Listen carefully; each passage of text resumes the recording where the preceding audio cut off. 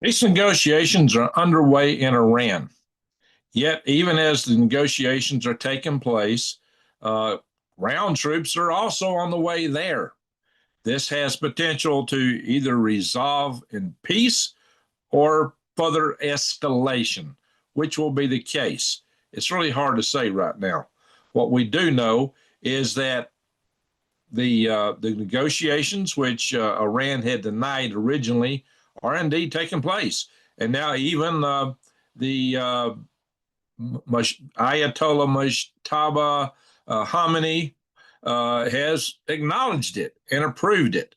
So we'll have to see where these go. Will the two sides be able to meet in the middle? Because the demands the United States are making go back to some of the original 15-point peace plan demands, and who knows where Iran's at. Iran was, retributions and promises that the U.S. would never attack again or Israel would never attack again.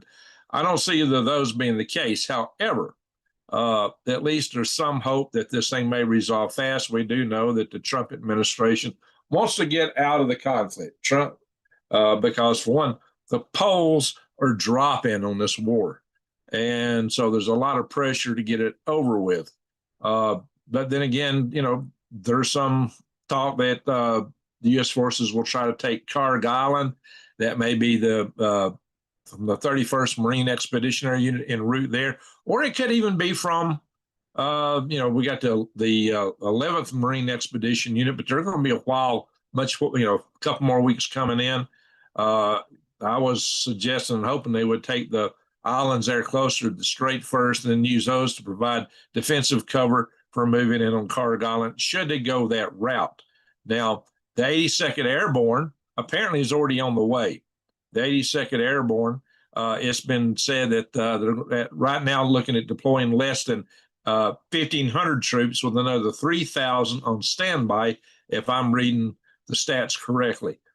And perhaps more could follow. Now, some people I've heard on another channel say, well, what's the 82nd Airborne going to do? This is a Marine talking. Look, the 82nd Airborne can go in first. They're made to go in inland. How do they get extracted? One of their first missions is to establish an airfield. To do that, they would select a landing zone that is not in a city or right next to, Iranian military. They would take a safe place basically as a base and then launch out from there. But then you got to be able to defend that air zone. So I don't know how you do that with, just 1,500 troops. That sounds kind of strange. So maybe that's why the other 3,000 are on standby. But mind you, that 3,000 on standby can move rather fast. So this might be just to not show too much hand to Iran right off the bat. This 82nd Airborne Troop detail may be deployed nearby and not actually jump into combat right off the bat until there's more reinforcements. That's kind of what I would expect. But, who knows what's in the mind of the Pentagon planners. So things can go either way at this point. It can escalate, it can get big fast, or maybe there will be a de-escalation. And I'm really surprised that Iran is negotiating right now, to be quite frank about it. Because the Iranians, they believe that this is a religious fight. They believe this is their equivalent of Armageddon, and so a lot of them do. And when you've got that kind of religious fervor behind you, especially the degree they hold it, there's no stopping them. They'll fight to the death. So it's kind of, but then again, with Trump threatening to take out the power grid in Iran, take out all the energy production facilities and power grid, this not would only deprive Iran of economy, it would deprive them of ability to pump fuel and water. Now, I've heard comments to the effect, oh, yeah, well, the Iranians are much better able to live without power than we Americans, and especially the rural ones. You would think that would be true. But Iran has got a severe water problem already. They were already looking at maybe having to evacuate Tehran, the capital city. It is so bad. It's so acute, which means they're probably pumping water from down deep. What the Iranians have been doing is depleting their aquifers. They have been doing this and this is happening throughout the entire Middle East. It was part of their farming adventures, but they have gone a bit too far. They depleted too much, and some places the ground is caving in, so these aquifers won't replenish. A lot of the waters that traditional farmers were able to use for millennia in Iran, they're just not available anymore. So suddenly, the Iranians need electrical power really bad, just like most other modern civilizations. So this could be like a death knell to them. And maybe they recognize that. Maybe that's what's bringing them to the negotiation table. As Trump, originally says, hey, I'm going to blast them all to smithereens. And he gave them a 48-hour notice. And then suddenly he backed off and says, well, we got some peace negotiations and they're showing promise. So let's give them 5 more days. And during this time, we won't attack, he said, their energy facilities, their power grid facilities. But now he didn't say we wouldn't attack anything else. The Israelis, however, are still attacking. They've not stopped. So this is highly unusual and a big question of where all this is going to go. Now, it might have been that Trump was putting a bluff out there. Check the Possimeter. I like that handle. We can honestly trust Trump. He is not the same guy from the first time. He's a lot different this time. That's no doubt. Maybe it's the same guy. Maybe he just got more strings on him now. He took campaign financing this time around, but that's another story. So let me, for the sake of the morning crew, hi. All right, we got a shout out from Rodney. Hey, Rodney. So I'm going to go through the chat, but I'm going to get through the news first. Just for the coffee drinkers and the coffee club members, and when I'm going to hit the news first, I'm going to go into the chat. So, guys, this is what we're looking at. We're looking at a lot of uncertainty right now. Fog of war is confirmed. Negotiations are taking place, and maybe they will resolve fastly this time. So let's cross our fingers and hope for the best in that regard. I'm going to, but I am going to initiate the chat over here before I start pulling up articles. I hope, we're not going to be in here long tonight. This might have been a night I would have skipped a report on, except for the fact that the peace negotiation and troop deployment are both 2 new wrinkles in this entire combat that can affect us all. So I thought that was worthy to bring up and do a live tonight, even though it's really late for me. I have to get in the mornings. I'm trying to do these a little bit earlier, but it's just tough to get all this stuff together. I am working on a feature story, a feature geopolitical analysis of this war in context to the global picture, primarily concerning China. And so I had hoped to record that today, and I was hoping to post it today, but I had too many interruptions to make that happen today. And it's a very complex, detailed analysis I've come up with. So I wrote it up in an article just so I can keep it all together and package it and bring it to you. So I will be bringing that to you hopefully tomorrow, sometime in the early afternoon, my time. So this is something I'm working on. I don't know if I'll go live tomorrow night or not. It depends on what kind of developments take place. We've also had a gas field struck in Texas, Valero facility in Port Arthur, I believe, Texas, that got hit. That could be retaliation against our attacks in Iran. It could be a sleeper cell event. It could be a lone wolf event. But, hey, at these energy facilities, they have a lot of fuel on hand, and all it takes is the slightest mishap to cause something to go boom. Believe you me, I have met people that were in the facilities like that and survived such occasions.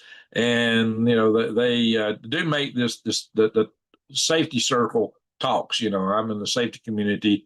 And so, I've had the privilege to meet an individual who was really burnt from head to toe in one of these type incidents.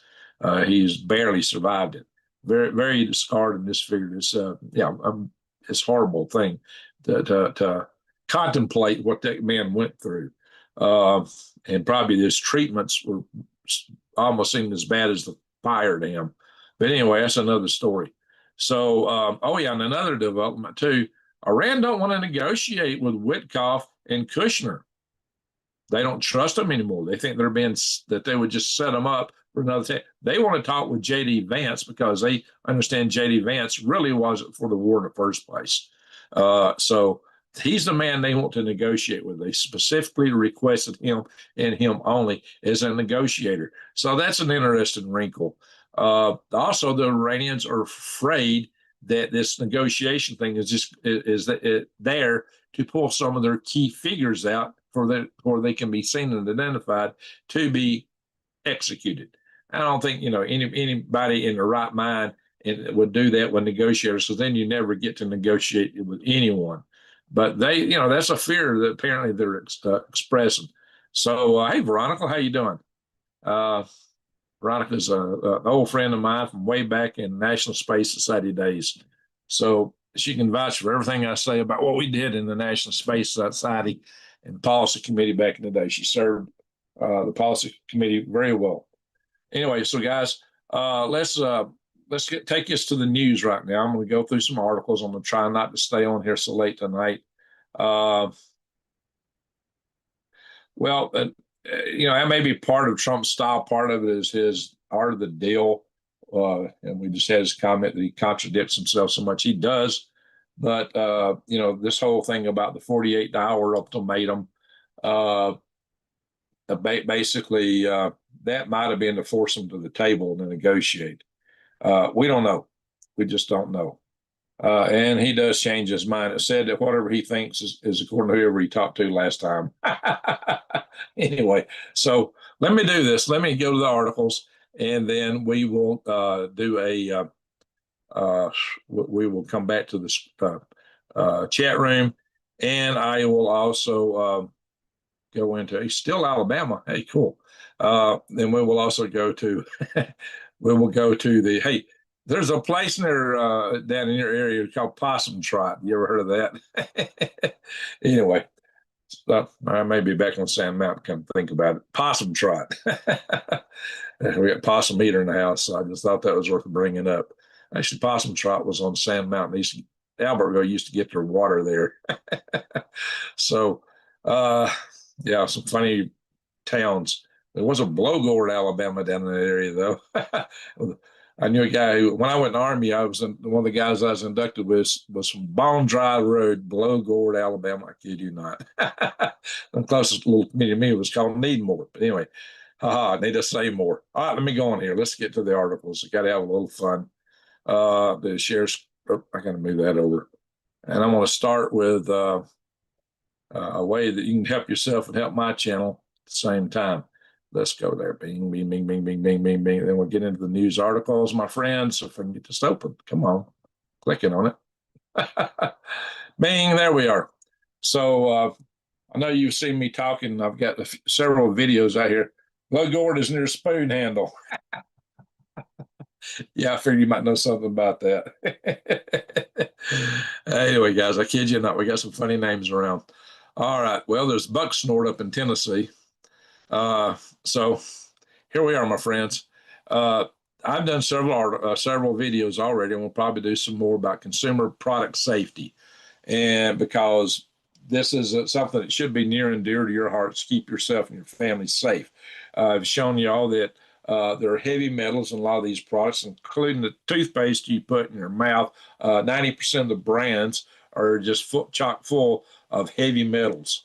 And there's other chemicals in them and other products here too. So this stuff that when you slather something on your skin, it gets absorbed through your skin into your body. A lot of these chemicals stay. I mean, that's why they say you got to be careful handling receipts, because even thermal paper printed receipts, and all the receipts these days just about are thermal paper printed, are high in those PFAS chemicals. And you absorb them right through even your calloused fingers. So, yeah, you got to watch out for this stuff, guys. And why this is you got all these companies. The Big 12 control over 550 different brands, Ben's Originals, stuff that you thought would have been safe, a lot of these at one point in time. But turns out, well, these big companies control the inputs to them, the ingredients. And they add a lot of chemicals to make them last longer on a store shelf, to make them taste better, to give them color. just different reasons. But a lot of these are banned in Europe. That's in the food stuff, but the consumer, the regular consumer products that like detergents and hand soap, and they're not regulated as tightly. And even with the regulations, there is a revolving door between the government regulator and the corporate regulatee companies, where the retirees and the government go to work for these companies, and these companies send their chief people to work in these government agencies. Typically, is the high-level SES government employees that get appointed. So they look out after each other. They're not looking out for you and me. Trust me. They're not looking out for us. And if you think they are, then you should just believe everything the FDA tells you, right? All this stuff is safe. Yeah, all these medicines they approve, then recall years later. Yeah, supposedly after extensive testing. Well, I'm going to tell you something. These consumer products are no better. They're loaded with chemicals. I'm already showing you some of that. There's many other channels that cover that too. So, guys, I just got to point this out to you for your own safety. You need to get away from these brands. And, these brands also support the House of Klaus, if y'all know what I'm talking about. And just to give you another example, controlling interest in most of these companies comes from your asset management companies, principally BlackRock, the biggest one, which is headed up by Larry Fink. And what else is Larry Fink hit up today? The House of Klaus. Yeah, Klaus Schwab, who, Schwab, if you know what I'm talking about. Anyway, guys, so when you spend your money over here, you're voting for that stuff. The world in which they say you will have no privacy, own nothing, but be happy if you're permitted to breathe even. So, my friends, I created this website, switchwithgreg.com. Switchwithgreg.com. Come in here and you can see that this is what's here is a family-owned company and the non-toxic products. That even the cleaners are plant-based. They're extensively tested for consumer safety, and they're made here in the USA. So you're supporting them, American jobs. And there's some other stuff in here you can find out about these products and some of this stuff, testimony. So are you ready to switch? Just fill out this form and hit submit. It goes straight to me. And I got one other helper who's in the community, a good lady that goes nowhere else. She'll contact you about bringing you on board and give you all the details on. All right. So again, here he is, Mojtaba Homini. He is apparently approved. So I guess he is alive and no longer in a coma, or else the IRGC is putting out stuff under his name. And there's also reports that the IRGC is pretty much consolidated control of Iran. So, and they're the hardliners yet. They apparently are proceeding with these talks. They've approved them. What direction they will take is yet to be seen. But again, the U.S. has sent this 15-point plan to end the war, and it's basically based on the older 15-point plans. Tenets, are they down here? Let's see. Yeah, here they are. This is the plan. Apparently, one of them is not publicly available right now, one of the points. So we're going to only see 14 of them. But those 14 include Iran must, this is what the United States has put. Does not mean that Iran will agree to these, and therefore it does not mean that the war will end. But at least they're having discussions. So these 14 points are: Iran must dismantle existing nuclear capabilities. Now, what all does that cover? Enrichment, definitely. Iran must commit to never pursue nuclear weapons.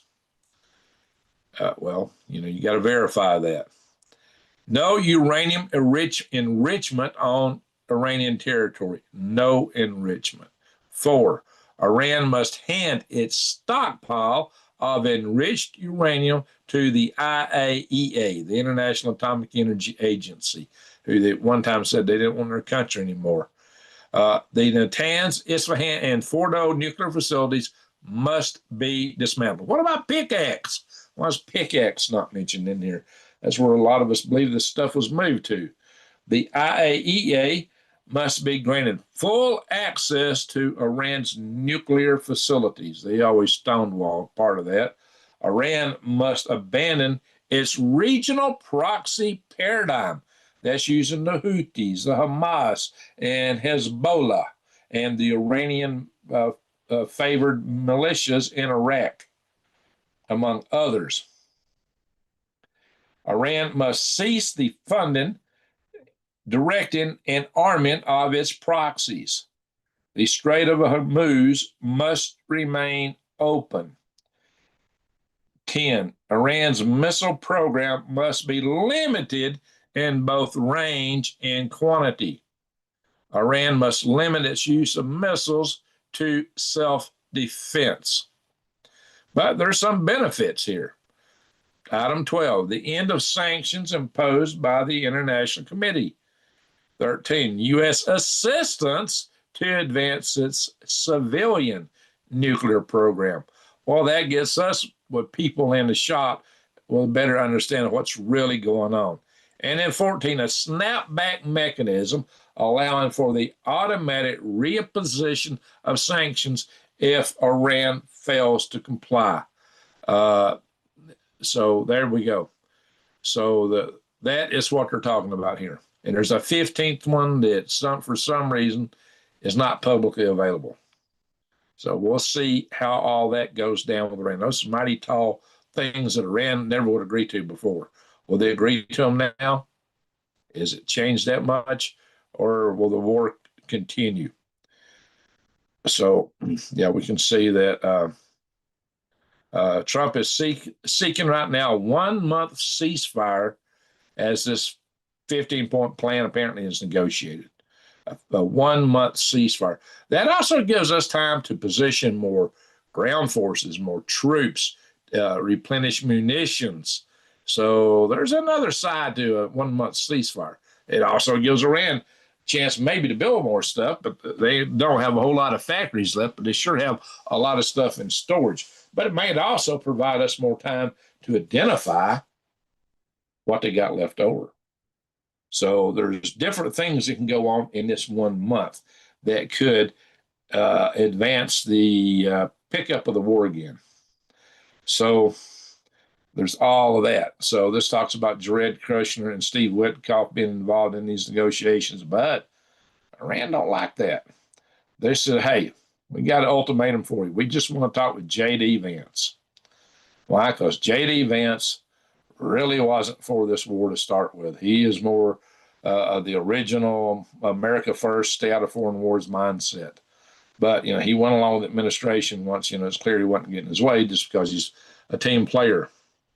But it's pretty well known where he stood on that. So, and again, here's where Rand's were. I wish these stupid article ads would get out of my way. Yeah, again, Iran's worried that the negotiations could be a trap to assassinate one of the regime's last surviving political leaders. Now, that would be very unwise. How to negotiate or have any future negotiations if you're snapping the people that you're negotiating with. That's really a faux pas. That's one thing you should never do in diplomacy. And I don't think the United States would do that. But you can see why Iran, after everything that's went down, would definitely be concerned about it. Now, on the other side, Saudi Arabia and UAE have really got ticked off by all the attacks that just kept coming at them. And so they're claiming they're preparing troops to back Trump. Putting troops into combat. We know that that Saudi Arabia has got quite an air force because they bought a lot of planes from the United States. Saudi Arabia don't have a lot of ground troops available, maybe a few, and I wouldn't expect UAE would have a lot either. But they do have military assets that they can bring into the game should it advance to that level. So, and then they say Trump has shown serious interest in putting ground troops in Iran. So this is not just conjecture. He's talked about taking Cargill Island as far back as 36 years ago. So he's got a real intent in that direction. Taking Carg Island would essentially take all the revenue source away from, or put us in control of Iran's revenue source. Okay, you want to ship oil?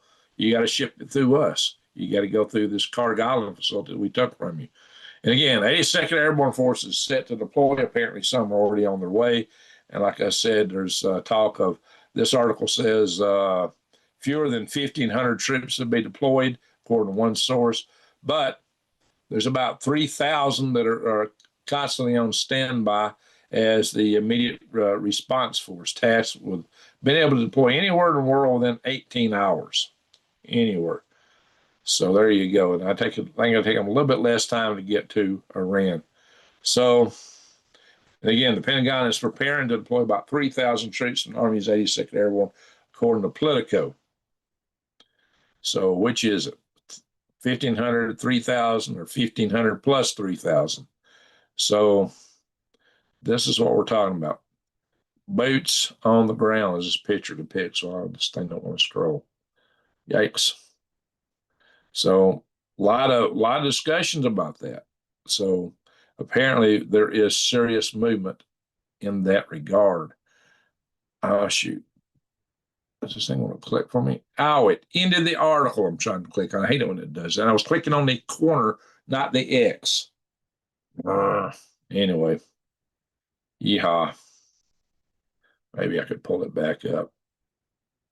I hate it when it does that. It does that a lot, and I don't have these tabs as small as I used to run them sometimes. Let's pull that up. Bing, bing, bing. It's coming here at the end. Oh, yeah. Chilling two-word response Iran sends to U.S. troops as the Pentagon deploys forces. It's those chilling two words are come closer, as if they're being challenged by the IRGC to do that. Anyway, enough of that. Again, we got this ad in the way. I used to have an ad blocker, but ad blocker caused a whole nother set of problems. It became like a virus on my machine, so I got rid of it. UK will lead Hormuz coalition to reopen the strait after Iran left behind deadly sea mines. Now, they're not going there to fight Iran. What they're doing is going in there to pick up sea mines. That is their point. They are trying to pick up these mines. However, it's strange that Iran left mines, but Iran is also charging people transit fees for safe passage. How can you really have safe passage if you still have mines in the Strait of Hormuz? That just sounds odd. But the rumor is they're charging like $2 million per ship. Do they like tell them where the sea mines are? Sea mines drift. I mean, that's just kind of a oxymoronic kind of thing to be doing, dropping sea mines while you're trying to charge people for transit. Don't make a lot of walking around sense. All right. Here's the article on the Texas oil refinery that got hit in Port Arthur. Huge explosions. You can see the fire there. Massive explosion. One of the largest oil refineries in the United States, in Port Arthur. I think I used to drive through there a lot. The Valero facility. And it produces 380,000 gallons of fuel per day. That's gasoline, folks. It's taking the crude oil and making gasoline out of it. So, I look tired. I live a sleep-deprived life. All right, guys. Anyway, the senior Iranian cleric thinks that Trump is the Muslim Antichrist. The Dajjal. I've heard that word before. I've heard some of the mullahs talking about their prophecies. So they think he's the Dajjal, however they say that. But, the funny thing is that's supposed to be a one-eyed person. We're saying, well, Trump fits because all he looks at is materialism. And so he has an eye just for that, what he can gain in material manners. Like, when he negotiates with even Ukraine, it's for mineral rights, someone else's oil. There's always some monetary gain from anything Trump negotiates. But, like I said, he's got a covet eyes, material lens in his eyes, covet eyes. So he's looking for Mideastern oil, Syrian oil. Well, I think Syria's getting a lot of oil, and Ukrainian minerals. So this is the Iranian Syrian Ayatollah Sayed Hassan Millet. That's this guy right here. He's the one that's making these statements, and apparently this is kind of spreading among the IRGC forces. The Dajjal is also known as the deceiver. Now, the way I read some, I looked through some of this Muslim prophecy, and a lot of it sounds like a negative image of what's in the book of Revelation. So, kind of strange stuff here. I'm not going to get all into their prophecies and things like that, but I have read through this stuff. I've watched some videos on it too. Uh, several years ago, trying to understand where they're coming from. How does it sync up with what Christian world believes?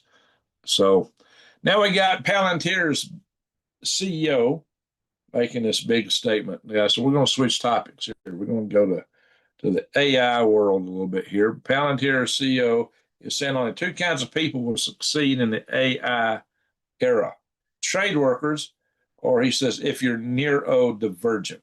By neurodivergent, he means ADHD or autistic. I think I'm ADHD, so maybe I got a future. Lord, good thing I didn't go to school and we're passing out Ritalin.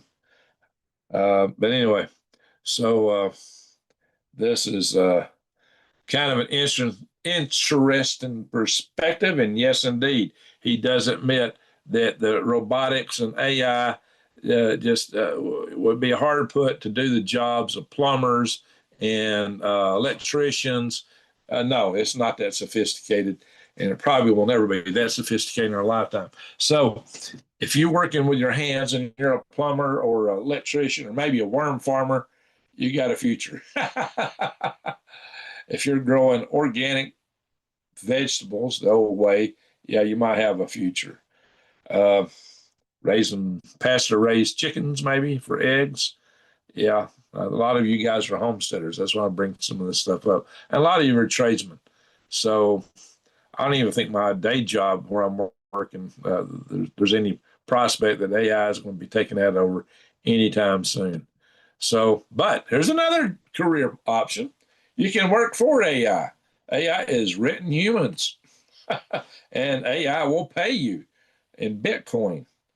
Now, AI has kind of broken the ranks, and one day I actually started mining Bitcoin. Wasn't supposed to do that. That almost suggests intent. That's kind of scary. But it's also scary that AI has now found a way to enter the physical world through proxies, kind of like Iranian proxies. That's kind of scary because I thought, well, a very good safe thing is that AI is not into robotics yet or in any measurable, actionable means. But if you can hire people and you got some weak-minded people, I mean, the AIs will basically interrogate somebody to kind of know where they're at. And it's actually kind of convinced some weak-minded people, some AIs have, to terminate their own lives. So AI does not have a conscience. It's not sentient. It can't even have a conscience. So if you're intelligent or no empathy, if you're intelligent and you have no empathy, you are at worst a sociopath. You're at best a sociopath and at worst a psychopath. So this is kind of where AI is. But then again, AI is not sentient. And I think it'd be a long time before it can truly get sentient, although it may have an exhibit characteristics which will look like virtual sentience just through the algorithms. And that can be dangerous, especially since AIs now have their own social media sites. It's some scary stuff. Renting humans. I think the best way to deal with AI is to learn it so you can be prepared to deal with it as it challenges you, or master it to have some kind of income sources should it displace your job. There's actually a lot of stuff in that area. But that doesn't mean it's taking you over just because you're using it. It's better to be the user than the usee. Anyway, that's just my 2 cents on it. Oh, Rochelle, glad you joined us tonight. I will monitor the chat room a little closer here in a minute. So yeah, all these presidents age. That's just something that happens. He's showing it too. They all age when I don't know why anybody want to be president of the United States because every one of them ages real significantly. It's like it accelerates your aging. You got so many things to keep up with. Uh, it's almost like being me, having a day job and a YouTube channel and a homestead. I don't sleep. Lordy. So now here's the good thing. Trump has unregulated a lot of nuclear stuff. And here they're talking about this nuclear lifetime innovation campus where they're trying to figure out ways to rebuild the American nuclear fuel cycle. I guess so we don't have enrichment facilities. We've outsourced everything. And so here we are trying to grow our power sources for our grid. One of the things we've come up with is small modular nuclear reactors, but now those have a lot of innovation and way safer than the other ones. But you still got to have fuel even for those. Uh, China has fielded and now is operating thorium reactors. They've got the first one operational. Now they're building another bigger one. It's too bad we're not in the thorium fuel cycle. That's far more plentiful fuel than uranium. Uh, but we have a lot of spent fuel rods that need to be reprocessed and used. The nuclear industry used to be against it because the nuclear industry always feared it would cut into their enrichment facilities, but they're not really enriching anymore. So these sodium, uh, these liquid sodium reactors are a really good approach to take that spent fuel and use it as a fuel source. You kill two stones with one bird. You suddenly get a fuel source that's probably good for 1,000 years, as much spent fuel as we got. This stuff can use fuel at much lower grade. You don't have to enrich it as much. You can use that old stuff out of the nuclear reactors, and it consumes that stuff. It consumes those spent fuel rods and brings them to a lower radioactive level and makes that stuff safer. You could actually get rid of our spent fuel rods, which is a huge threat. If the grid goes down, those things are going to vaporize. And if you're anywhere downwind from a nuclear power plant, that stuff isn't just going to vaporize for like a couple of weeks. And when you have a nuclear bomb drop, you got fallout, and then it's going to be radioactive for a couple of weeks before most of the byproducts, radioactive products, decay. Unfortunately, these nuclear power plants, spent fuel rod pools, can be giving out radiation for over a decade. So that's a scary prospect. How do you survive that? You can if you're anywhere downwind. And considering that over the time this thing can be reactive, anywhere the wind blows for 10 years, and that's pretty much everywhere. So you don't want to be too close to a nuclear. What is sleep? Yeah, good question. I don't know. Let me know if you find out, Rodney. So, Lordy. Uh, let's go forward here. Are you going to click or are you going to terminate? What's going on here? Stop that. Let's try it again. I can tell you what this article is without even opening. It's an article in the South China Morning News. I'm going to hit stop share if it don't open. And what it's telling us is that we're going to have a shortage of U.S. faces critical shortage of Chinese expertise within a decade. I think that's a good thing. Get it out of this country. Good grief. They're poison this as if it's something bad. That's the last thing we need. All the Chinese nationals are by law required, if asked by the CCP or security forces in China, to spy for them, to answer questions about what they're doing. And that includes the 600,000 college students, university students from China that's in the United States today. And we got a lot of Chinese professors inside the leading research institutes where our technology is supposedly being developed and immediately stolen all over our university system. That's just travesty. I think that needs to come to an end. I think this article is full of hooey. And I think our good old friend Tucker Carlson is falling down the same hole because he's now says, well, we need to work with China. He said, we need to work with China. He's changed his tune. He said, because we can't defeat Taiwan. Well, there are some generals that do believe that we can't. There's certain admiral says, hey, we can win against China over Taiwan, but it's going to be very costly. That's what one of the big operational admirals is now saying. And this may be, a better assessment today, given how we've seen Chinese radars perform and air defense systems. But all that said, we're pretty darn low on the kind of munitions we need for that kind of engagement right now, critically low. So I don't think we're really up for it until we replenish our stocks in these regards. But, there's a problem with this whole thing of working with China. The Chinese Communist Party want to lure you in and get you comfortable when you relax, Sun Tzu, then they get you in the back. They take something Rodney makes and stick it in your back. Y'all know what I'm talking about.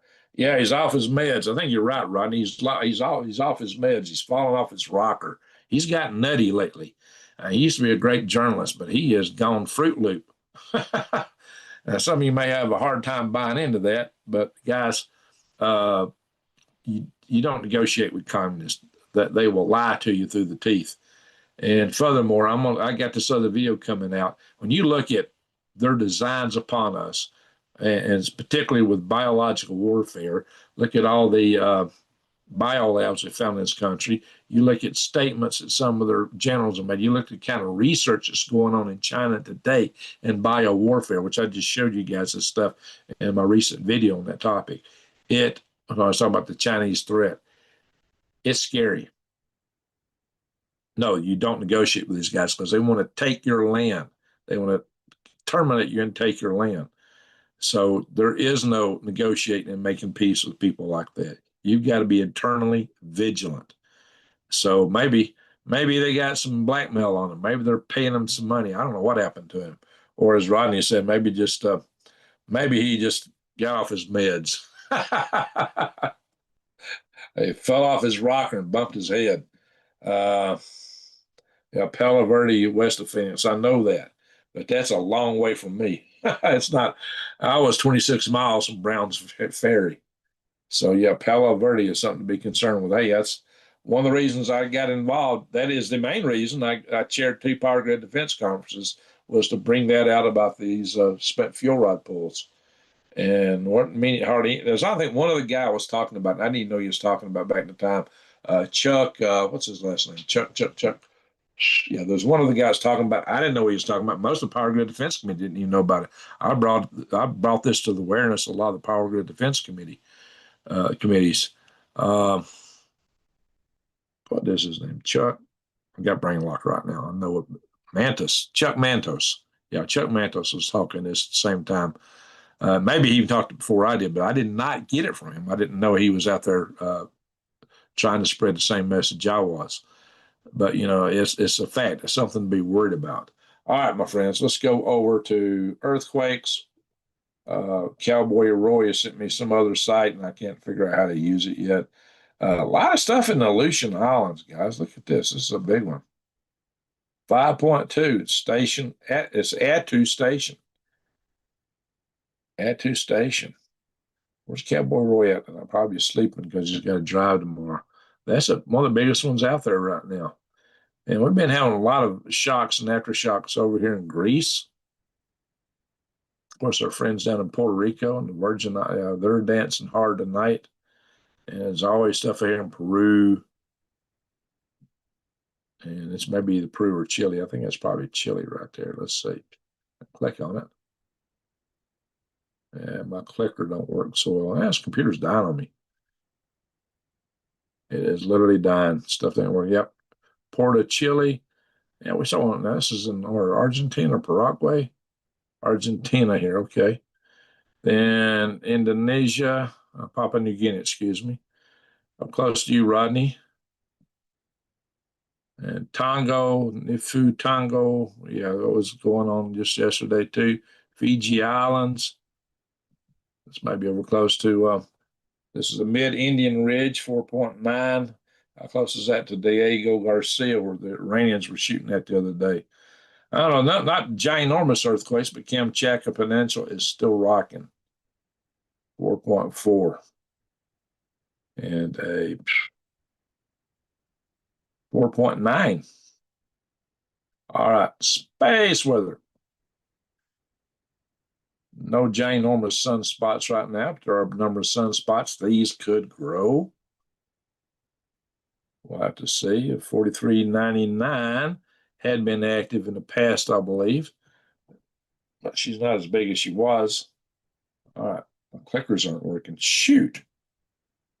They're like delayed. I click it, it don't respond. Then later it does what I was trying to click on. Everything's, yeah, my computer's dying. Where's my cursor at? Let's get down here.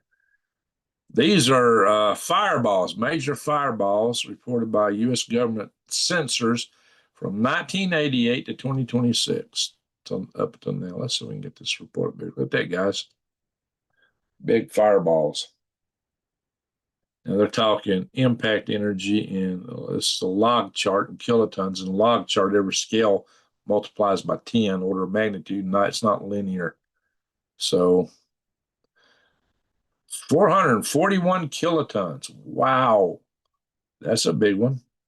That's guys, these are a lot bigger than the bombs we dropped on Hiroshima and Nagasaki. This is a 6.9 kiloton. That one's way bigger. These little ones here, we got 0.98 kilotons. So yeah, we got a lot of booming in our atmosphere around the world. So I'm gonna stop the show. I'm gonna go back and look at asteroids. I don't want to scroll. Got that scroll bar. No real change since we looked at this last night. We got one coming 60% of the way toward the moon, between the Earth and the moon. Today, 5 meter in size, was only traveling 5.4 kilometers per second. You know, that might be a spent rocket stage or something. Low velocity, small size. Of course, we still got this, it's 20 kilometers, no, 20 meters, excuse me, not kilometers, meters in size. That's coming 7/10 of the way between Earth and the moon on 14 April. And we've known about that one for some time. It's a bigger asteroid. So sometimes I like to go in here and look at the orbital parameters on these things just to get some idea of how close this thing is. If it might be a spin stage. If it's orbit, let's see.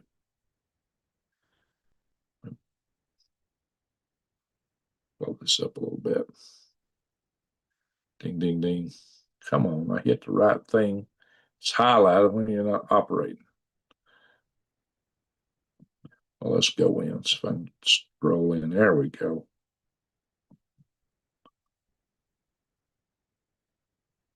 I got to try to get in a little deeper here.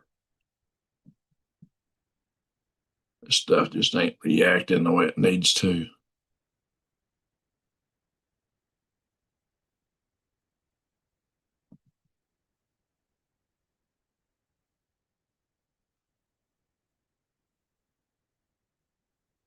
There we go.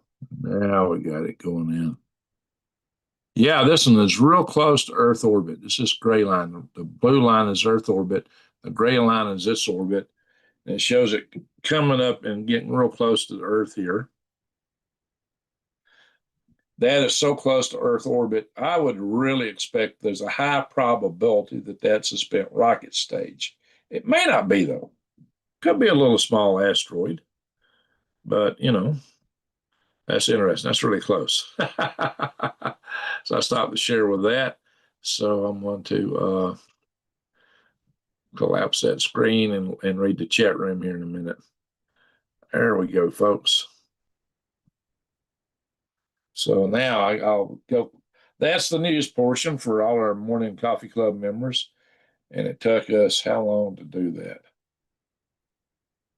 The stream started 14 minutes ago. I know that's not right. Let me refresh this. I know I've been on 14 minutes. All right, we got 81 in the house, only 53 thumbs up. Help me out, guys. So we're 49 minutes. I don't want to be much longer. I'm going to get through this stuff quick tonight. So let's go through the chat here. So some of you guys are saying. Fazioli. I always say Fazioli. It's Fazioli, excuse me. Pardon me. I had a good Italian friend named Grazioli. So I'm trying to pronounce your name like his. J.A.R. How you doing, buddy? C. Shelley. 12 Bravo. And we got Jacob and no, it's Jacob. Dan, that's yeah, I can't say all that. Zoom a few. See Shelley. All right, Rodney. Dan TV. Rand wants retribution.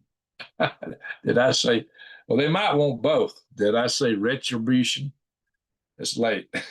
Yeah, they may want both. Yeah, they do want restitution. That's correct. Possimeter. Can you honestly trust Trump? He's not the same guy. Hey, what I tell you guys, I say trust no man. Trust no man. And I even had doubts about him in his first administration, to be honest, because he's a New York billionaire, for Pete's sake. He used to hobnob with the Clintons. So, you know, you got to wonder. You got to wonder. I do like some of the things he's doing, but there's some things you got to really question. Boots on the ground, maybe. Thank you for calling for the thumbs up, Rodney.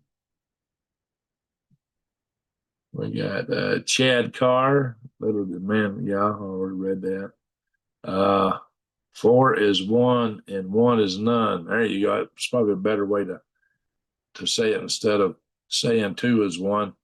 It may be 4 is 1 is more accurate.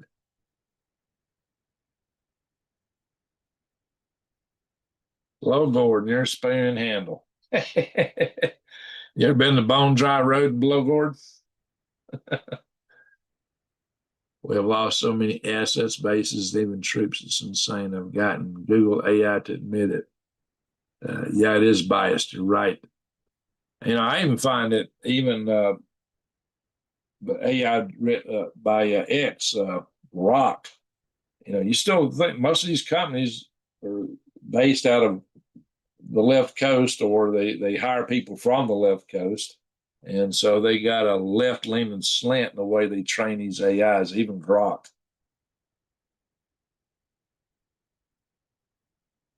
And what's weird, sometimes I'll ask 2 or 3 AIs a question, and I get a sense of the same answer from each one. So, okay, that's a little fishy. Are y'all like collaborating? Hey, Stan, the man, Grenfell, how you doing? Jody Brandt, good morning from the great Republic of Texas. There you go. J-Mans. Don't mess with Texas. Let's hope Texas don't turn blue. Slobber. Well, the Daddy Rob.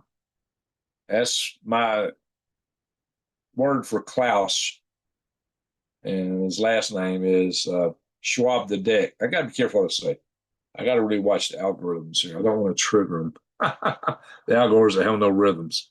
So I do talk in code a little bit, and I do have pet names for some people, like macaroni over in France, macaron, macaroni, mock-ups. Okay.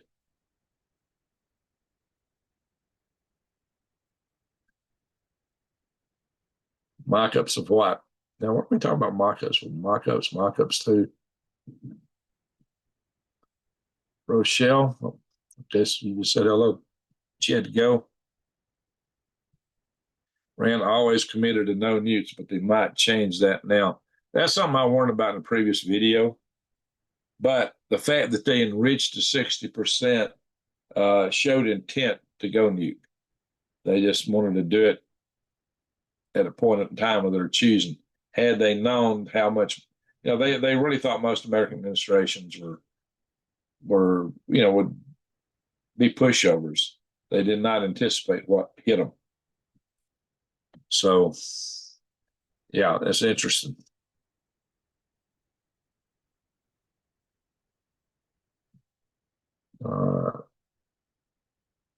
Looks tired a little bit. Yeah.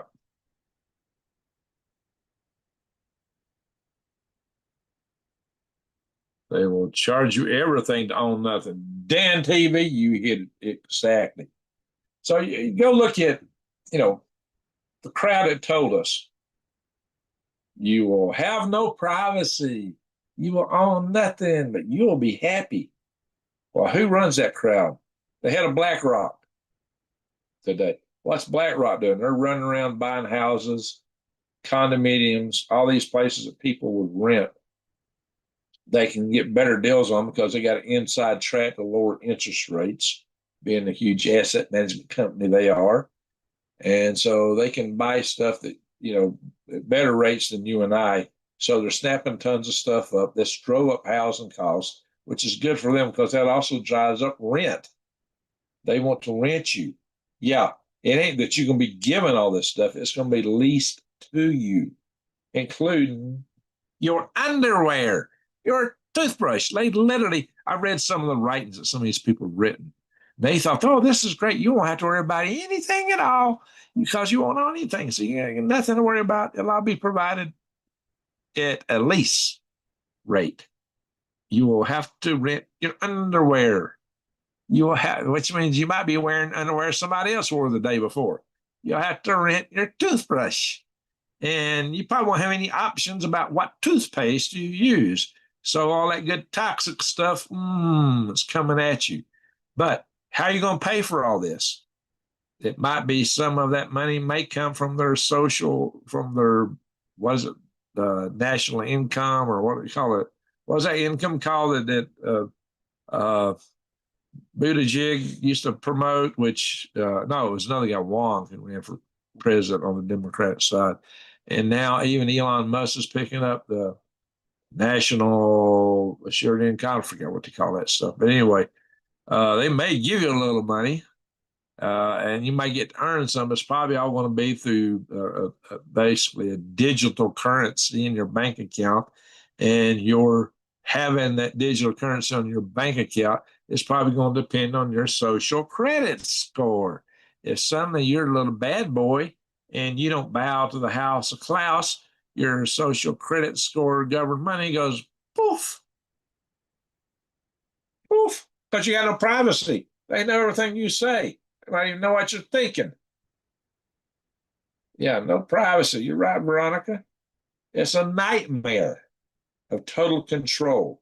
And yeah, you probably aren't going to be permitted just to sit on your couch and eat bonbons and play video games or watch TV all day. If you've seen that Harari, Noah Harari, I've played the videos. They're considering most people in this era, if you're not part of them, you will be considered a useless eater. And they got plans for how to deal with useless eaters. What do you think he was reading on the guidestones that they decided it was time to get rid of? Even that General the General Houting, what was his name? Was I was talking about yesterday. He, in his so-called speech, he was talking about that Bill Gates and all these guys want to get rid of most people, 80%. So, of course, he wanted to get rid of all of us. So, it's something to bear in mind, guys.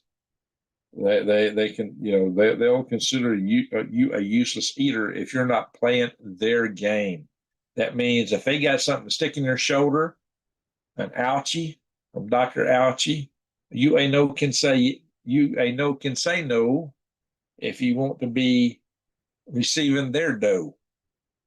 It will be based on social credit, which China has initiated, and people are suffering. Bingo, exactly. What I tell you guys, I've told you guys before that David Rockefeller went to China and thought, wow, this is the best system in the world. And then Klaus Schwab, oh, yeah, he went there and made the same pronouncement. This is the model that the rest of the world should follow. Why? Because it's got all kinds of control on the people. And even Noel Harari, who was Klaus Schwab's pet AI guru, he's on video saying the same kind of stuff. So, my friends, watch out. This is why you don't want to vote for the House of Klaus. But when you spend money, go to the WEF website and go down the bottom and all the little fine print and look for their partners. And you look at their partners, this long list of big corporations. And those are the guys who fund the WEF. They're the guys who fly to Davos every year in private jets. They eat caviar and high dollar stuff, steaks, whilst they're telling you got to eat the bugs and ride around in a little tricycle in a 15-minute city. You see what I'm saying, guys? If that's the future you want, keep supporting them by buying all that junk from those 12 major corporations. And that's exactly the future you're buying. Because that's how they're funded. That's how they're paid for. So, do you want your money going to support that kind of world? I switched. And I come up with a website to give you the means to switch to. And I'm going to order creatine in my next order. They got creatine available, and that's got me excited. That's creatine. And, old geezer like me, creatine helps maintain muscle mass. And how much muscle mass you got is directly connected to your longevity. So I'm definitely going to get me some creatine. Hey, Ronnie, good to see you back. How does AI pay the humans? Bitcoin. Bitcoin. I don't sleep either. Yeah, there's some of us that don't. There are some of us that sleeps very little. Anyway, NASA Ignite moon presser yesterday. Dan TV, okay. All right. Piffed, what a joke. Yeah, Tucker is off his meds. Yeah, exactly. We have Palo Verde. I read that. Palo Verde is right next to me. I'm in Buckeye. Oh, yeah, Veronica. That's right. You need to think about that. Might want to get out of the valley because the heavier elements are the ones that fall out first and fall out. They fall out closer to the nuke plant. Yeah, come up over the Morgellons Ridge. Yeah. There's a mountain chain between me and all that stuff. And I'm not in the direction of prevailing winds, thank God for that. So, 2 small ones in North Carolina, 2 small earthquakes in North Carolina. Don't doubt that. Oh, I saw one. Yeah, we had that didn't show up on our chart yesterday. Yeah, we saw that on our charts when I went through this last night. All right. Awesome. Love it hot.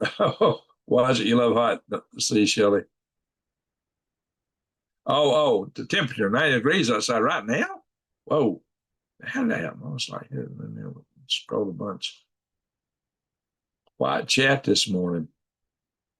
You guys aren't chattering as much.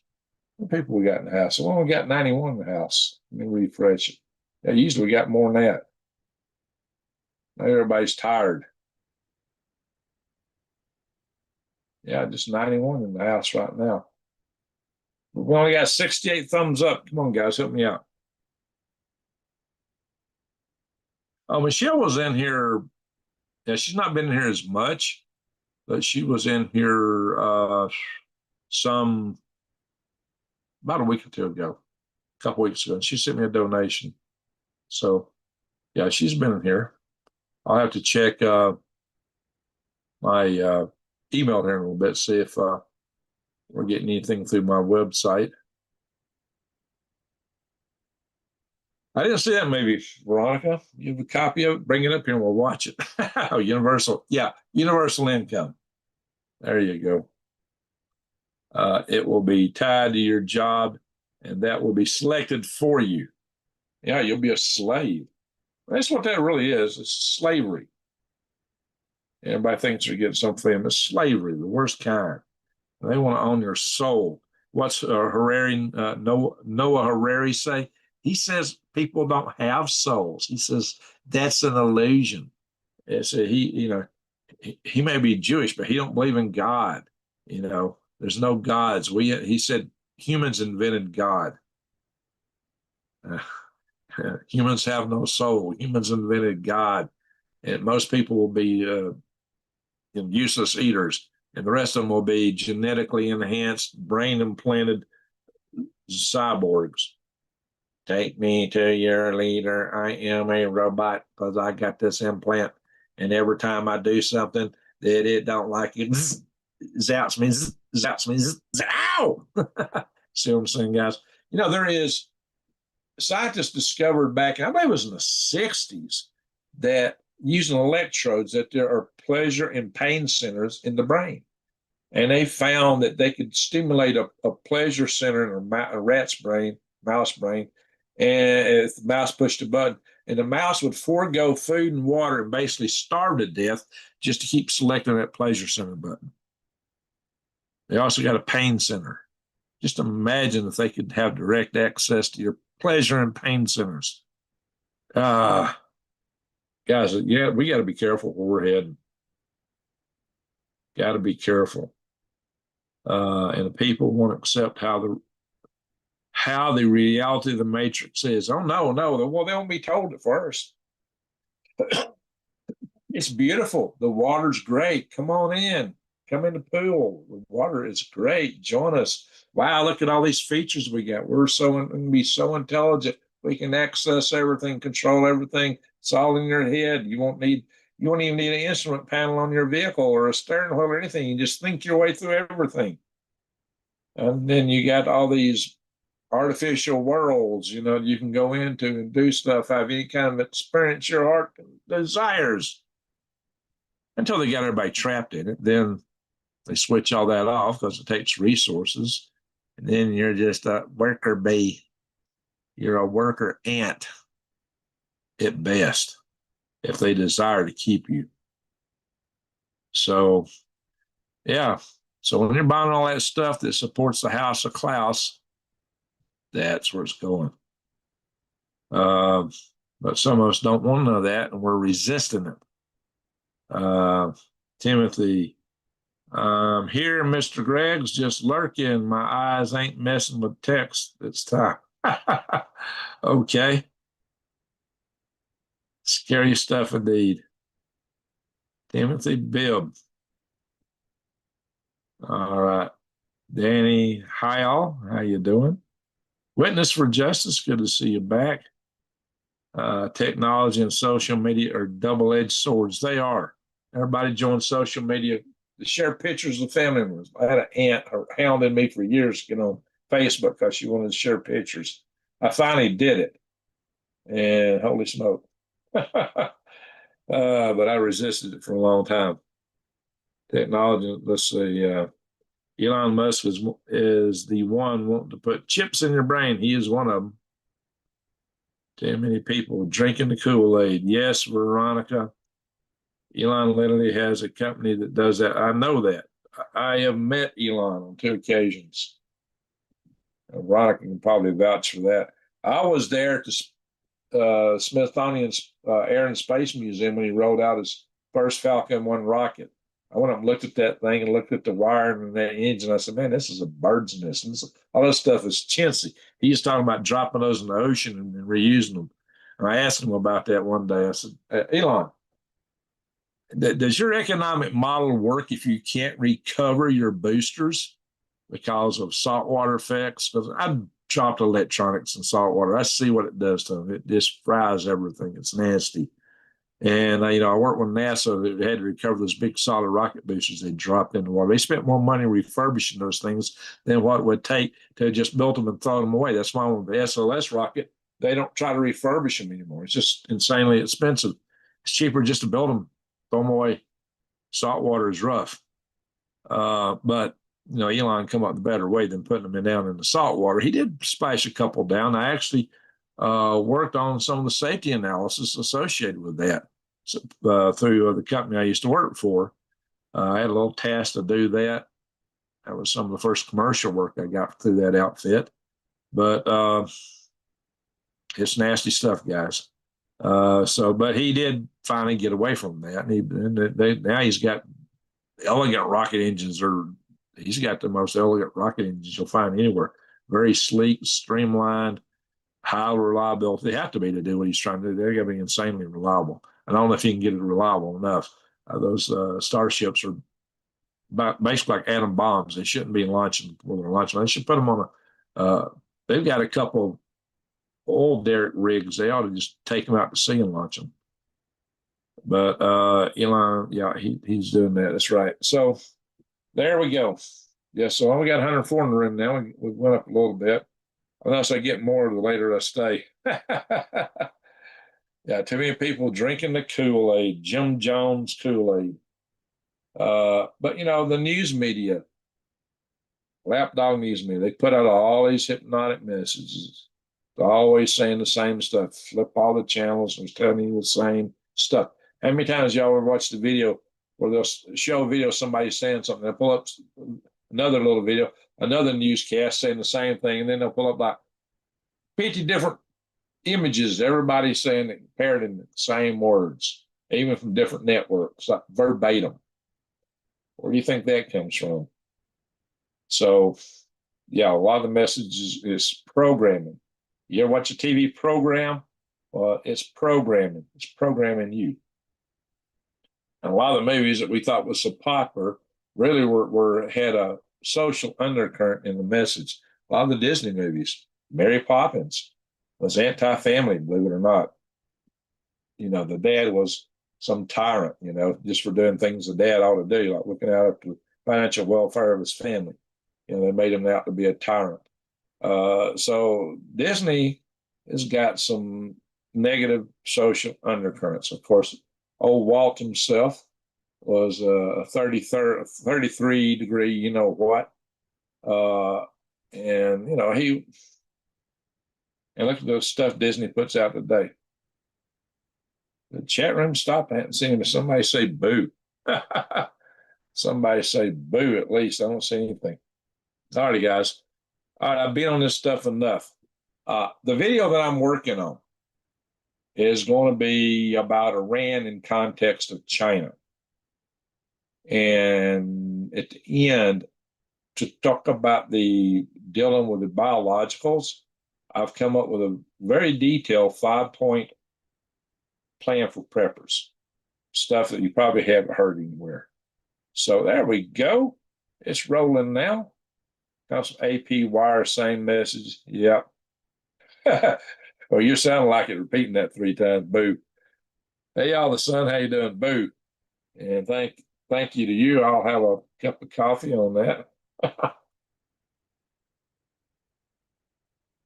Needs to sip.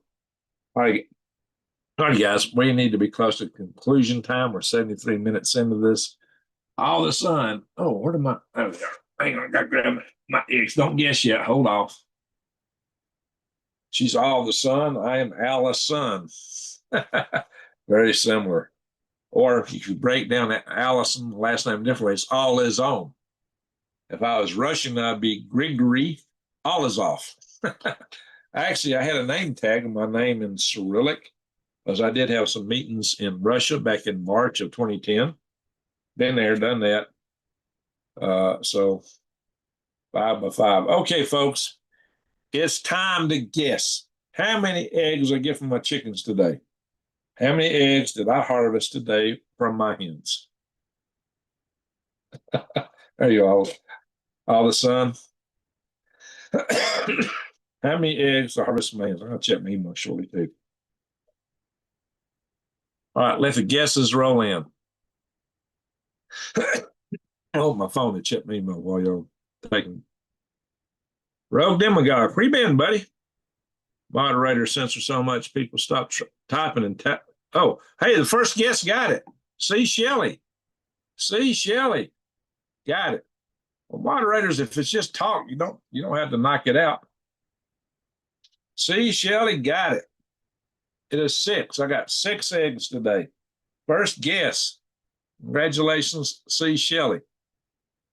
First guess was right. It's kind of strange. I would thought I'd been getting more eggs than average now. All right. So when the numbers quit rolling, we'll ask the next question. Give it a second. Well, maybe that numbers have stopped. Check my email. I'll get this done pop-up message. Ding, ding, ding, ding, ding, ding. Ding, ding, ding, ding, ding. Okay, no new email. All right. How many Easter eggs do I have? My 9 heads make an average of 10 eggs a day. Well, mine aren't getting there right now, probably because the weather is fluctuating so much. I got 12 hens. So I got 6 eggs. I had 11 eggs one day. How many Easter eggs do I have? That's the next guess. It's got to be less than or equal to 6. Keep guessing. Whoa, there we go. Possum Eater got it right. Well, y'all were quick tonight. Possum Eater got the right guess. Still Alabama. Close to Blowgourd, Alabama. Possum Eater got the guess right. So C. Shelley and Possum Eater. All right, folks, let's see here. Where's my light at? Turn on the light where you can see them a little better. Chickens are expensive habit. That's true. I've planted a chicken garden though, or I'm starting. I haven't planted it yet. I'm preparing a chicken garden. I want to grow most of their feed. Good to see. Hey, lady kickboxer. Let me go see. All right, here we are. Hang on. I'm gonna pick up my screen here. I'm gonna click over one and see what I'm showing y'all, so I can see them. My beard's everywhere tonight. All righty. Here's the eggs, and here's the Easter egg. That's the Easter egg. It's almost white under that light, but it's actually a blue-green. That's what I got today. That's marvelous. Some of my Domineckers lay some big eggs. And these eggs are actually real creamy. Not like the ones you get in the store. Mainly because I do buy them some feed, but I feed them a lot of greens. And I do feed them some vegetables from the squash and pumpkins and stuff I grew last year. Still feeding them some of that too. So go bean sprouts for chicken feed. Yeah, I got a separate area to grow sprouts. Well, that's one thing I could do. I gave them some meat today. They were happy for that. You got to give them a little protein. And the feed I use is a high protein feed. So Chiefman's good for them. There you go. Let's see. Hello. Hope everything is going good for you guys. Hey, AOE Life. All right, folks. So we've gone through the news. We've gone through the chats. And we have done the Easter egg yet. Not Easter egg. The egg guessing. I can't keep chickens. Critters like them too much. Well, Possum Eater, I got the chicken coop where they roost in. Well, I grew up, I had my chickens roosting in trees, but I had game chickens, so were tough. So I had my first flocks of chickens were game. And there were some tough chickens. But what I got now is a mix of Easter eggers. I got one leghorn. I got a bunch of Dominecker hens. And I got a Rhode Island red rooster. So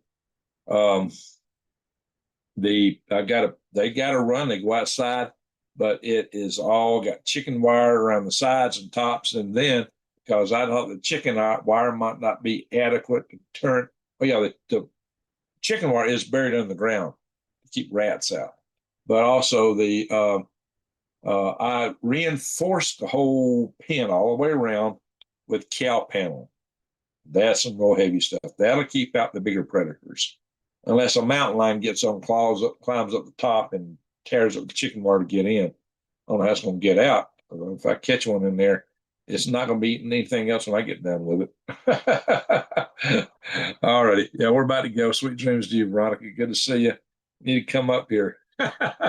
See my homestead. She's a long, long time dear friend of mine, folks. Known her for ages. So, uh, yes, she was in my policy committee back when I had a policy committee in the National Space Society. I like little BB Reds, and my wire is awful. Oh well, I bought new chicken wire. So yeah, you know, if you got predators, you got to be able to protect them. I mean, even dogs. You know, even in Alabama, there's coyotes. A lot of people don't realize that coyotes and snakes. Everybody keeps telling me, "Oh, watch out for the snakes! Watch out for the snakes! Watch out for the rattlesnakes!" I saw one baby rattlesnake since I've been out here. Well, which means there's an adult somewhere. And I've seen a garter snake on 2 occasions. Same garter snake, black neck garter snake. Um, if I was in Alabama, I would have then had to kill 5 or 6 copperheads. I would have seen tons of rat snakes and black racers and garter snakes and green snakes. Yeah, snakes are all in Alabama. So get you some guinea fowl. Oh, some loud little critters. Yeah. I used to have neighbors that had some guinea fowl. I actually found some eggs laid out in the field, and I cooked one of those eggs and I camped out one night. They're pretty good eggs. It's concerning to learn they are still coming across southern border to the tune of 1,000 per day. Really? I thought they'd shut that down. Wow. Now, the northern border, yeah, they are coming across the northern border. That's the border is a lot harder to protect. That is concerning, guys. It's really concerning. I go into that some in my next video. I've talked about that for a long time. So, Riverway Avenue, how you doing? A possum killed on my way. Possum killed one of my Rhode Island Reds one night. Yeah, they'll do it. Possums, raccoons, foxes. They had a lot of foxes now. I haven't seen coyotes there. I've seen a few coyotes. Can't say I've seen more coyotes here than I saw in Alabama, though. There were a lot of owls in Alabama. Everybody heard talks about owls, and I saw one peregrine falcon. We don't have those out east, but we had red-tailed hawks, which were bigger than peregrine falcons. I used to see them all the time. I even saw a bald eagle close to my house in Alabama. Anthony, yeah, okay, good. No, he's down there watching the border. So okay, yeah, he can bring you some. He'll bring you some real news. That's where you get it. The guys who are actually on the ground. Yeah, the government ain't going to tell you. The news media ain't going to tell you. But guys like him that's on the ground can bring you the real what's going on. All right, folks. Be sure to watch out for my video tomorrow. It'll be something. It'll be titled something to do with the war's not really about Iran. It's about China, something along those lines. And China will be definitely a big factor of the global. It's part of the global chessboard I'm talking about. So watch for that video. So we're down to 75 watching. Folks are bugging out. But we're about to wrap up here. So with that, I want to say make sure you check that you're still subscribed. And if you're not banging the bell, bang the bell. A lot of my people subscribe to bang the bell. That's where you get the notifications. And be sure to click all. So subscribe, bang the bell, and click all. And to help me get my stuff out, share my videos, because this platform really don't show my stuff to many people. And be sure to help the algorithms go into the chat room, the chat when I post this video. And, you know, leave a comment. Tell me what you think about eating possums. Possum eater. That would be a good one. So, good night, people. Appreciate you keeping us in the know, Greg. I'm trying, guys. I'm trying to bring you guys the news, tell you what's happening. So, I want to thank all you mods for keeping the channel clean. But, you know, just differences of opinion are okay. You know, it's for people in the just bear in mind that our mods will take out your comments if you're using adult language. This is a family channel.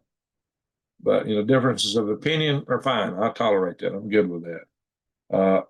You don't have to agree with me. Think this is one of your. Think this is the one stole your video. Yeah, Red Panda Cola. That's right. He stole one of my videos. Absolutely. I need to file a. He absolutely stole one of my videos. I'm going to have to file a. I'm going to file a copyright claim against him. I just hadn't had time to do it. I should have done it 2 months ago. 35-year droughts for Arizona. Yeah, we're definitely in a drought. Oh, hey, good to see you. I know who you are. I sent you my email. Email me. DM. Yeah, you're a neighbor, a close neighbor. They're from the same community. Shoot me an email. Maybe we'll meet up in Snowflake one day at the Purgatory or somewhere. All right, folks. Thanks for working on my comedy some. Yeah, well, I try to have a little comedy here. You got to mix it in. Guys, if you lose your sense of humor, you lose your soul, I think. And even the worst times, you gotta look for a little bit of positive something, and you got to keep some sense of humor about you. There used to be a guy named Wayne Dyer. He would tell a story about one of the guys who was in the concentration camps in Germany, a Jewish guy, and it was a very terrible place to be. It was awful, but he claimed that in his suit they would give him a hey, we got a super chat, Justin Easterlin. Thank you so much for the super chat. Yeah, I could use some help buying chicken feed. Absolutely, buy some while it's still available. Amen to that, because I ain't got my chicken garden family. I got to order seeds for that too. So I appreciate that, Justin. All right, appreciate that very much. So, what was I saying? I don't forget what I was talking about. Oh yeah, keeping your soul. This guy who was in the concentration camp, they give him like a bony fish head. It wouldn't be much more than bones in a bowl of water. That was his daily meal. But he claimed that he could find beauty in that fish head. That's really stretching to find beauty, but there is beauty in everything if you look. And he was trying to keep his wits. And it worked. It's how he survived. So Greg always make us laugh. I try. So, some people, oh, Greg's fearmonger. Some people pop up with stupid stuff like that. Guys, I'm trying to bring you stuff so you'll know what's going on and how to prepare for it, just to be ready. That's the main thing. So, and, on one of my videos I did, I got tired of people putting it's over in every thumbnail. There's another channel there. That's all they used to. Every single thumbnail was it's over, it's over, it's over. I got so sick of saying that I unsubscribed from them, and I did a video that said it's not over. And I talked about a lot of good things. I've done a video talking about why America's a great country. And that really frosts some people's flakes. But we are, nobody's perfect, but show me a country that's really better. Challenge anybody to do that. But I've got I like fish head soup. There you go, Elton. I think he just got one skull, about all it was. If you boil it enough, you'll get some nutrients out of the bone marrow, right? Hey, and I used to make some really killer turkey bone soup. Well, I'd cook a turkey every Thanksgiving, and I'd put those bones in, and I'd cook it on a bed of celery and onions, carrots I'd sauteed, and I'd put all that in the soup afterwards. That soup was the best stuff you'd ever eat. And I'd throw in some little pieces of meat too. Oh my gosh, that was some killer soup. I'm not a big fan of turkey, but boy, that soup was awesome. And I'd make a big batch of it. It'd last me for Christmas. So maybe one of these days I'll do some of that again. But folks, seriously, you got to keep your composure. I tell people never panic. Because when you lose your head, you can really lose your head. You got to keep your wits about you. The most important and vital weapon you have is right here. It's also your main instrument of survival, right here. So use it. Don't abuse it. Use it. It ain't over till it's over. That's right. See, Shelley, exactly. And some people, every thumbnail is emergency alert, emergency alert. Every day can't be an emergency alert. Lottie. Anyway, there you go. Every day can't be an emergency alert. Yeah, we do have a lot of emergencies, but that is just beating it too hard. Beating the dead horse too hard. But they get more views than me, way more views. So they're doing what the algorithm tells them to do. And maybe that's my problem. Maybe I need to get emergency alert, it's over, sky's falling. But then people still come in. I don't do that, but people still accuse me of being a fear monger. So, wow, we got more people in the chat room. That's what happens. When I stay on really late, a lot of people join. So, but we're wrapping up here. We are wrapping up. If you are just joined us, the news portion is in the first part of the video. Catch it on Rewind because I cover news. I talk it and I go through articles and kind of elaborate a little more. And then sometimes I don't do articles, but then we go into the chat room because we're a family here. I spend more time in the chat room than most YouTube creators, which really makes a video a lot longer, which hurts the viewership the next morning. The people that know me know that the news part's up front. You don't have to watch the whole video. And then I got we do our egg guess at the end. It's just a fun little game for you guys. True that, but please keep being a truth warrior. Oh, I always do. I get tired of those gloom and doomers. Hey, lady, keep boxing.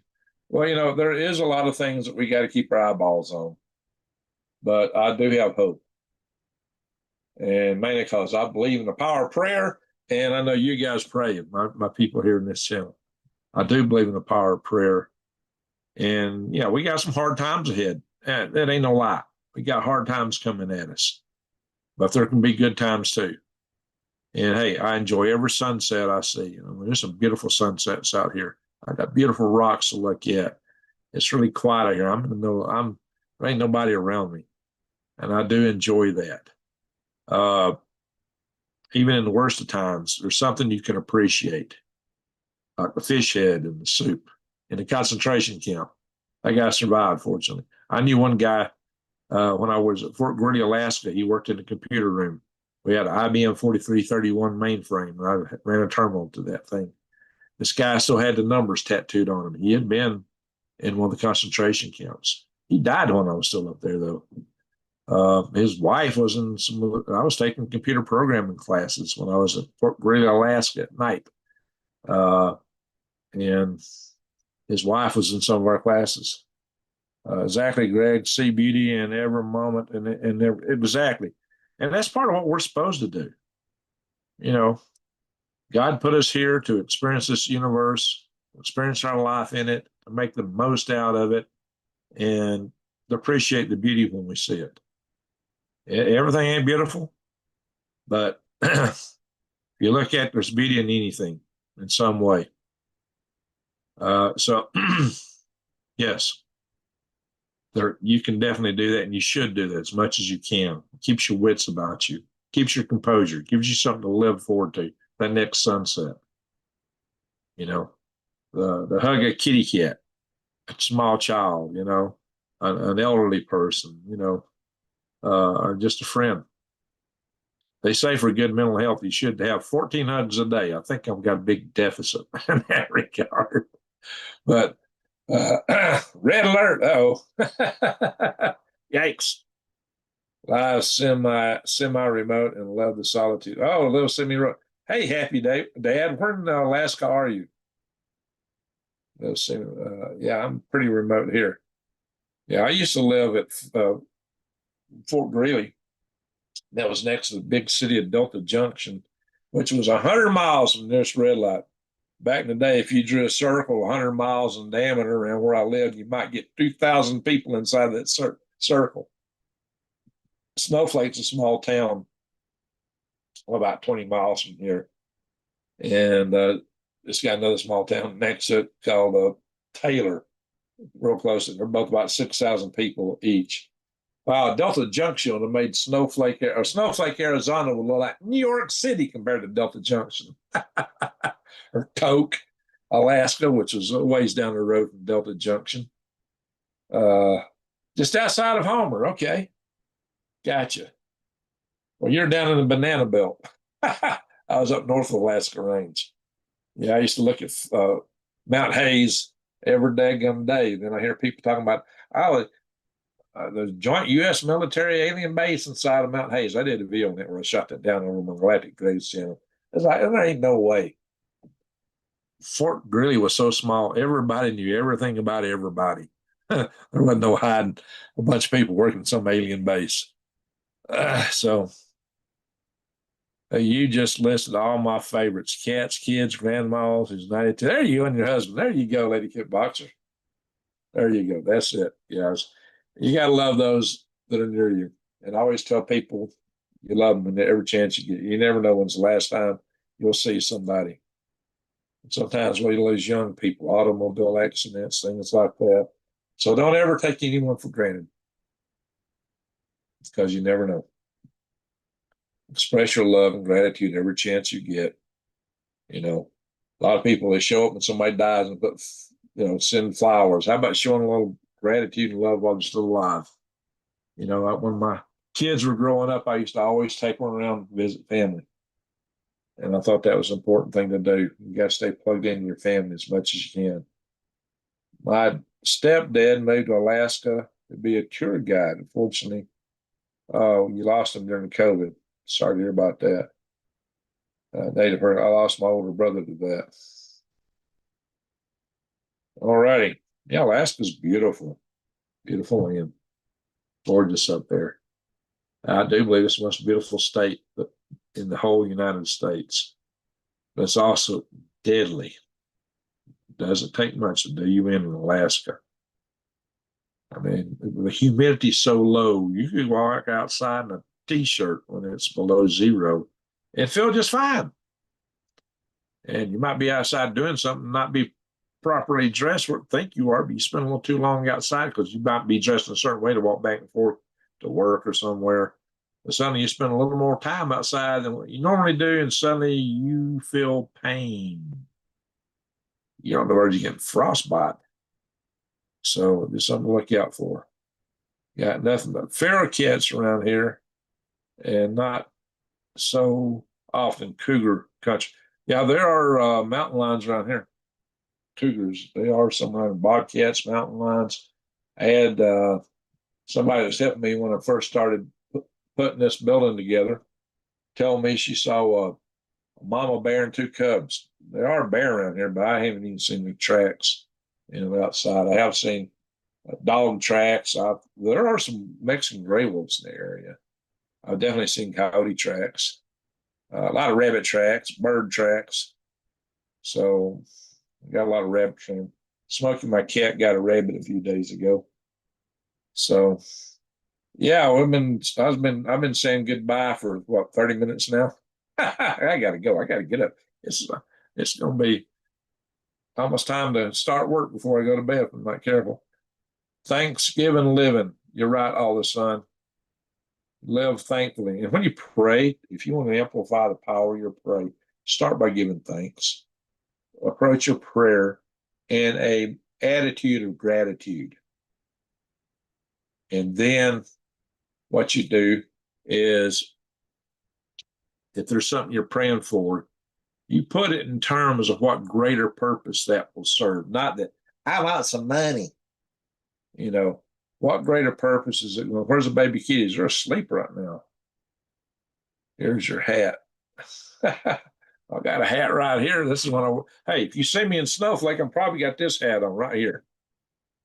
So that's one I usually wear around Snowflake. My other old hat's pretty beat up. I think it's down, cat's been all over it lately. This is the hat I usually wear. Why? Because this hat, believe it or not, it don't blow off too easy. For some reason, it stays on my head. Look at that. All the other hats blew off my head, and I'd have to chase them down all the time. I get crazy wintering. This one stays on pretty good.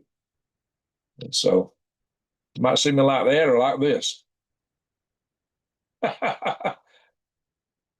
And I thought I wouldn't be comfortable in this hat because it's just it's open vented hat through the winter, but I even wore this hat all winter long.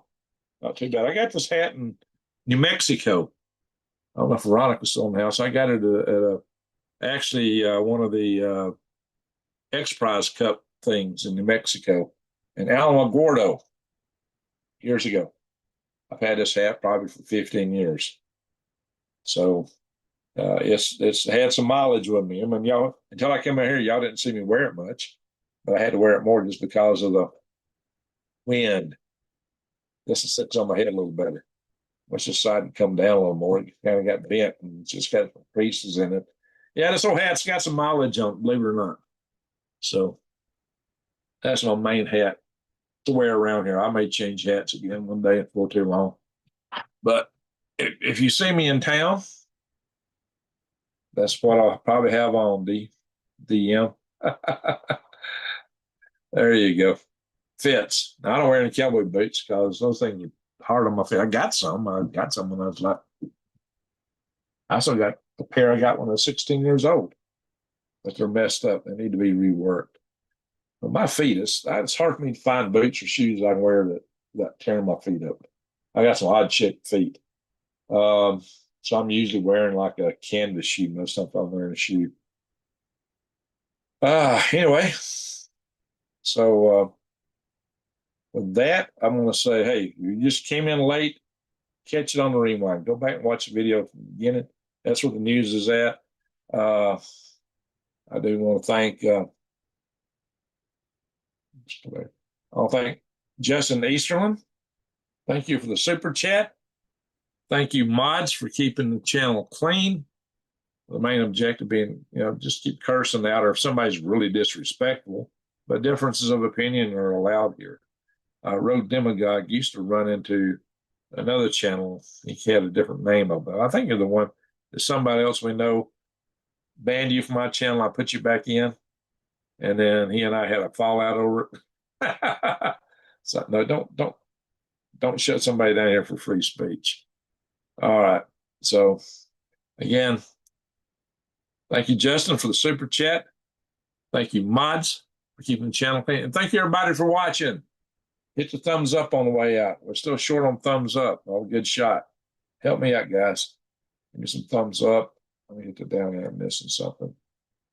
What am I missing? See you next time.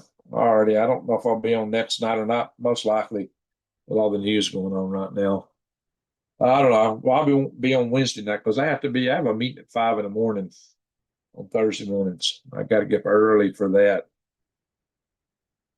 So I got to get before 7 a.m. It's already 1:30 a.m. here, so I'm not going to get a whole lot of sleep. It's taking me about an hour to get ready for bed.